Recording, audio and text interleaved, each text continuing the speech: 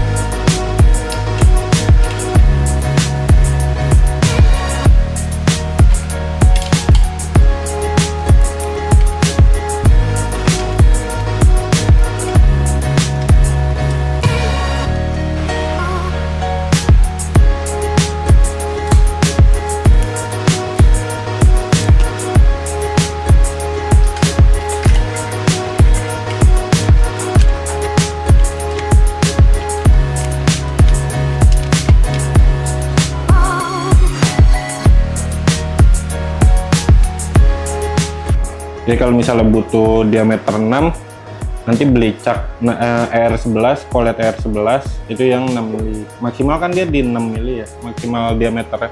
Iya, sangat 3 mili. Cuman kalau ujung lancipnya tuh 0,2. Jadi mata bor kan ada beberapa ulir. Kalau misalnya untuk ACP jenis-jenis plastik gitu cocoknya pakai yang single float. Nanti diameternya tinggal menyesuaikan. Ini single. Cuman kan ini jenisnya bukan end mill tapi V-bit. Kalau end mill itu rata ujungnya. Nentuin mata bor yang dipakai sama kecepatan jalan. Itu namanya factory aspir. Nanti bisa saya kirimin nih. Ini jadi bukan buat ngejalanin ya, tapi lebih kayak nentuin materialnya, ukuran material semua segala macam di sini. Nanti kalau yang ngejalanin itu namanya open build. Yang flash disk mana? Oh itu isinya software, cuman versinya tuh versi lama. Lebih gampang ini, user itu nih, UI-nya lebih gampang ini.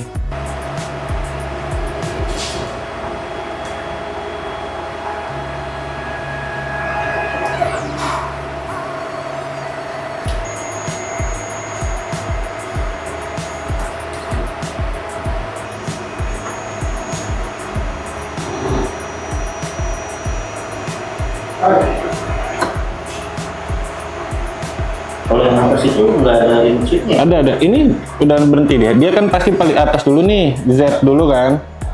Z dulu sampai ke limit switch-nya ketekan, baru yang Y, X, Y-nya sisanya. Ini Y, ini X. Oh iya. Nah itu Z. Jadi kelihatan. Ini kan homing switch, kalau ini limit switch. Jadi dia nggak bakal bisa nabrak, kalaupun nabrak bakal berhenti.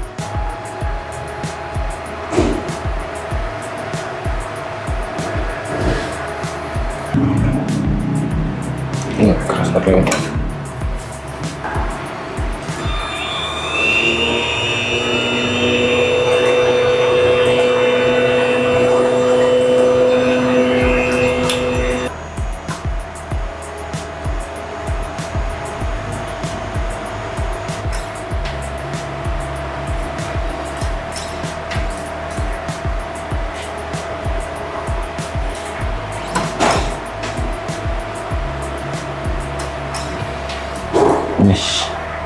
Nah ini ada single side job type ya, single side, double side sama rotary. Yang pasti dipakai itu single side. Jadi double side itu nanti kalau misalnya mas ada bikin jig gitu ya, jadi nanti medianya itu dibolak-balik. Kalau rotary itu dia buat bahan-bahan silinder. Nah ini tinggal di job size-nya, area bahannya tuh berapa, atau dia bisa disesuaikan dengan area bahan, bisa juga disesuaikan dengan desain. Ada desain yang mau dicoba nggak Pak? Kita coba misalnya ketinggian, kita mau coba berapa? 34, 120, 12, 3, 4, isi di 120 mili kan karena lebarnya 12 cm nih. Iya. Nah Y-nya itu di 34 mili dengan ketebalan, thickness itu ketebalannya itu di 1,2, 1,3 lah.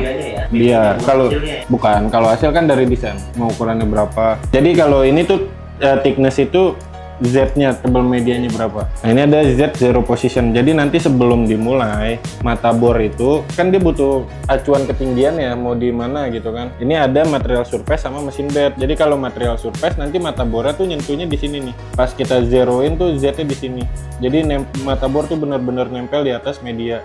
Tapi minusnya kalau medianya melengkung itu nanti ada yang kena, ada yang enggak. Sama kalau misalnya kita ngatur ketebalannya nggak benar-benar sesuai, nanti mejanya bisa luka. Jadi kita bisa juga pakai yang mesin bed dari sini. Nah ini XY datum position. Jadi kalau tadi kan Z yang kita tentuin. Kalau ini tuh XY-nya mau di sebelah mana nih? Nanti mata bor tuh mulainya dari tengah bahan kah, kiri sini atau yang mana itu bebas. Bisa, kalau saya biasa dari bawah kiri. Nah udah, kalau misalnya ini nih interface awalnya. Nanti mau bikin desain atau kotak pun di sini bisa. Kalau desain standar gitu ya, misalnya 120 kali 34. Kalau buat centerin, ini kita klik dulu. Ini ada shortcut-nya nih, alignment. Nah, ini line to material. Jadi nanti dia otomatis langsung center. Ini kan kalau misalnya bikin selebar ini, Pak, bikin selebar ini cuman pakai mata bor yang ini, itu kan bakal lama. Jadi kalau saya biasanya ngakalinnya ya pakai mata bor yang lebih besar. 1, 2. Nah, cuman kan agak kurang ke kanan. Nah, kalau misalnya mau diedit, ini kan tuh kurang ke kanan kan. Kita bisa masuk ke 2D view lagi. Jadi nyampe sini udah tinggal diimpor, kita tentuin motherboardnya. Soalnya kalau di sini kayak kita nggak bisa ngatur nih space-nya tuh berapa. Jadi baca ini hasil Corel. Bisa. Formatnya apa? DXF. Vektor, ya, S-nya bisa. Jadi nanti tinggal file, impor bisa, vektor. Nah, ini file-file yang dibacanya tuh. Ada DXF, DWG, AI, SVG. Ini biarin edit PSS kita bikin dua ya biar sekalian lihat. Oh, AutoCAD yang iya nggak, saya nggak pakai AutoCAD. Nggak ini. Iya. Tapi tetap bisa di drill ini dulu kan? Sama bisa preview. Bisa. Kalau preview kan emang pasti ya. Jadi sebelum di running kita ngeliat dulu nih ini udah sesuai atau belum. Nah kalau misal ini kan coba kita tes aja deh nanti satu tanpa potong ya. Kalau misalnya mau potong, ini kan udah ada kotaknya juga nih yang tadi kita buat. Nah ini sama menunya tetap pakai di profile toolpad. Cuman kita pakainya outside. Jadi dia jalannya bakal di sini nih, di luar kotak ini. Cut depth-nya disesuaikan dengan ketebalan yang tadi udah kita atur. Kalau misalnya mau motong, kan kalau misalnya lupa nih mas, tadi berapa ya ketebalannya yang diatur? Nah, masuknya ke menu sini, set job dimension. Nah ini kan ada di 1,3 mili. Berarti di sini bisa kita buat di 1,3. Misalnya berapa kali jalan nih? 3 kali. Berarti kan sekali jalan 0,4 sekian ya. Nah, nih kita bisa coba kalkulasi. Nah, kalau misalnya muncul no vector selected, dia nggak tahu nih apa yang mau diproses karena kita nggak seleksi garisnya. Ya, sampai warnanya pink baru kita kalkulasi lagi. Kalau misalnya Mas mau, oh saya nggak pengen langsung kepotong, perlu dipotek dulu gitu. Kan biasanya ada tuh yang kayak gitu kan. Iya itu mau ditanya juga tuh. Ini kalau mau ngedit, diklik lagi nih 2 kali di sini. Nah, ini ada namanya Add Tabs Toolpad. Fungsinya tabs ini nanti ada potekan yang harus kita dorong. Jadi dia nggak langsung lepas materialnya. Iya. Lengthnya panjang tabsnya berapa dengan ketebalannya tuh berapa. Misalnya panjang tabsnya di 3 mili, thicknessnya di 0,5. Nah ini ada edit tabs nih di sini. Kita tentuin di bagian mana yang mau kita potong. Misalnya 1, 3, 4 gitu ya. Udah di sini tinggal diklik close. Pas kita calculate nanti dia muncul sendiri tuh. Nah kan di bagian sini tuh nggak kepotong.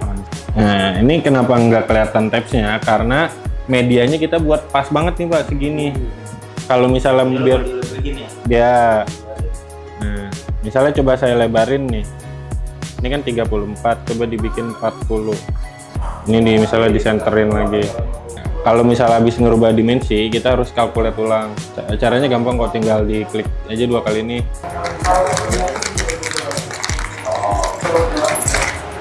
Sampai nggak nih?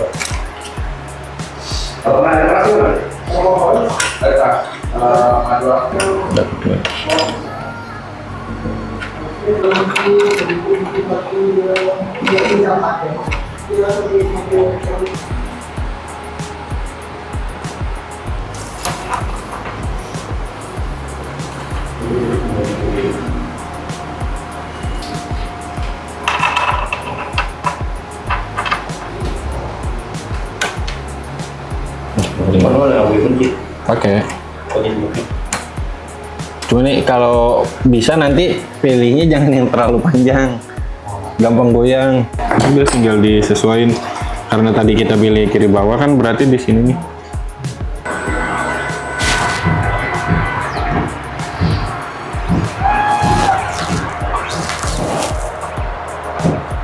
Misalnya XY-nya udah ketemu nih, ya, mau di posisi ini. Nah, kan sebenarnya Z-nya itu harus nempel di atas media nih. Nggak sampai nyentuh kan, benar-benar hampir nyentuh. Hampir nyentuh, betul. Tuh, jadi pakai kayak gitu. Ini ada namanya probe. Udah, tinggal confirm probe position. Probe. Sendiri ya? Iya, nanti dia bakal turun otomatis.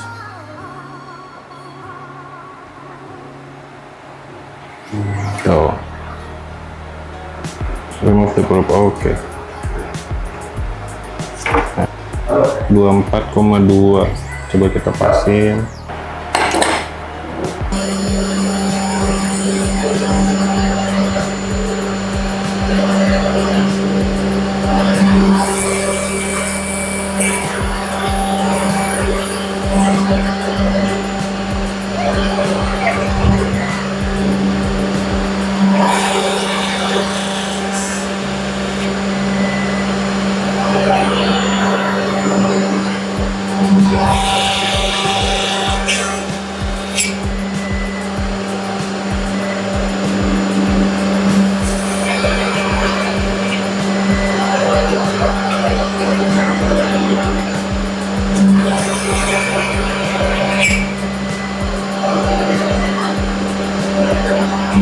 Oh iya, esnya kurang.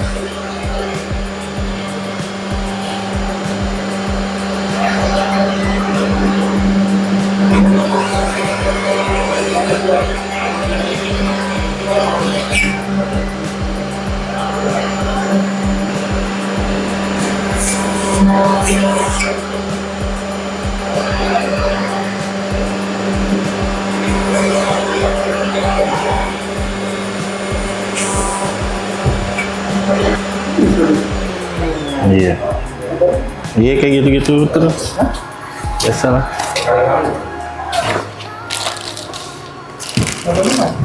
Iya.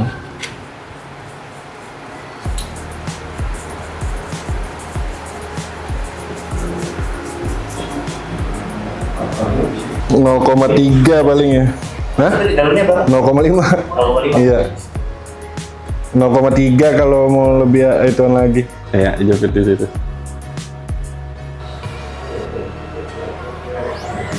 Oke.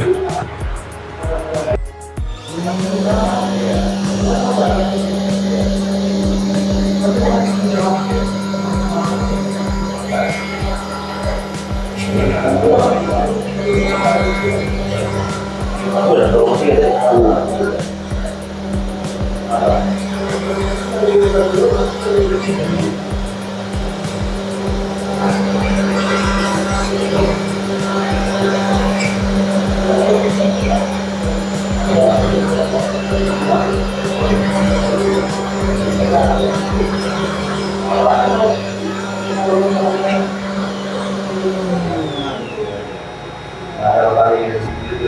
Udah jadi.